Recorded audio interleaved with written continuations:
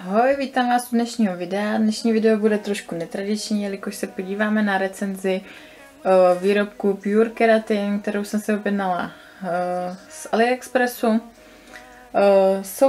Je to vlastně keratinová maska, která by vám měla pomoct narovnat vlasy, mělo by to vydržet zhruba měsíc, takže někomu, kdo má vlnité vlasy nebo prostě nějakým způsobem nejste s vašimi vlasy spokojený, tak si myslím, že by to mohlo pomoct. A toto video natáčím, jelikož spousta lidí se ptá, jak je možné tento přípravek aplikovat, tak jsem si řekla, že vám z vlastní zkušenosti nastíním návod, jak na to.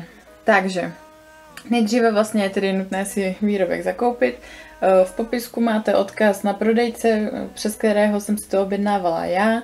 Výrobky přišly asi za 14 dní, což je velmi super, na to, že to jde takovou dálku. Tak a teď už se vrhneme na to použití.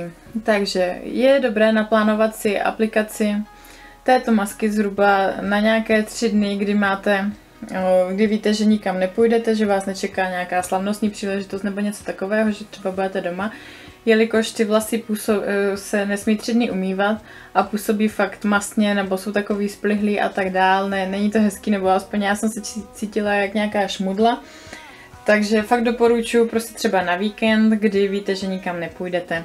Tak, můžu vám vlastně představit, z čeho se ta sada skládá. Tohle je marocký arganový olej, který je tam tuším jenom jako dáreček od výrobce. Dá se použít na vlasy, na pleť a na jakékoliv jiné využití. Tak, pak jsou důležitý vlastně jenom tyto 2 lahvičky. Tohle je šampon, nespleťte si to hlavně. A tohle je ten samotný keratin. Já mám tedy 8%, což si myslím, že bylo nějak doporučováno na vlasy evropského typu. Takže aplikaci začneme tím, že si vlasy půjdeme umýt šampónem Team Talk. Je důležité ty vlasy umýt třeba 2krát nebo 3krát, záleží jaký máte typ vlasů. A potom vlasy normálně vysušíme fénem, je to potřeba vysušit fakt úplně, ne žádný, že by jsme měli vlasy vlhké nebo tak něco, je fakt potřeba to vysušit na 100%. Tak, potom vlasy, toto je vlastně ta láhev, z které budeme si to aplikovat. Je dobré si to dát, já jsem si to dala třeba do mističky, z které si barvím vlasy normálně, použila i ten štěteček. Stačí tam dát trošku, já mám zatím vyčerpáno tolik, takže si myslím, že mi to zhruba ještě na 2krát vyjde, nebo jednou minimálně. Takže toho určitě nespotřebujete tolik, záleží jaký máte typ vlasů a kolik jich máte, já mám vlasů málo, takže možná je to tím, ale určitě na 2krát si myslím, že vám to vystačí. Tak. Takže začínáme vlastně od konečku vlasu, kdy vlastně vezmeme štěteček, po pramínkách to nanášíme, začínáme tedy od spodu až blížíme se k hlavě. Důležité je třeba tak, já nevím, zhruba 3 až 5 cm od hlavy ten keratin nenanášet, protože pak byste ty vlasy fakt měli splihlé a neměli byste žádný objem, takže nanášíme zhruba tak do 2/3 vlasů. Tak. Dejte si pozor, tohle je ta horší fáze, ale strašně to fakt smrdí. Nebo nevím, jestli teda jenom mě, ale mě to úplně až tak hrozně štípalo do nosu, že je to fakt hrozně taková nepříjemná vůně. Takže doporučuji mít otevřený okno u toho, nebo pokud to jde, tak někdy venku, nebo nějaký fakt prostor, kde pak nebudete trávit čas, protože fakt jsem tady větrala snad celý odpoledne, neměla jsem otevřený okno a i tak prostě to hrozně, ale hrozně jako fakt čpavek, nebo já nevím, prostě oproti tomu barvy na vlasy jsou vonavoučké. Tohle je fakt taková jediná záporná věc na tom, že musíte fakt ten smrad vydržet, ale prostě dá se to, není to nic, co by se nedalo zvládnout, ale je to takový, připravte se na to. Tak. Takže vlastně, jakmile naneseme ten keratin na ty vlasy, tak potom ten keratin necháme působit. Je vhodné ho nechat působit zhruba takových 20 minut na hlavě.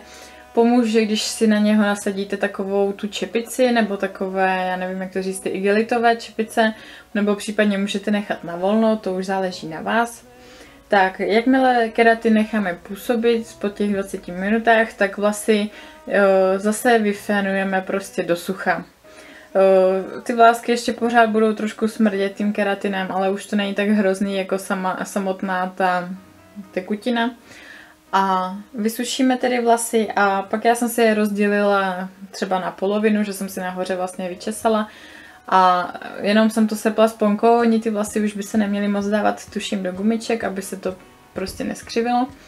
No a začala jsem ty vlasy, až jsou vlastně suché, tak jsem je postupně po jednotlivých pramínkách začala zažehlovat. Výrobce doporučuje co nejvíce stupňů na žehličkách, mělo by to být třeba nějakých 220 až 230 stupňů.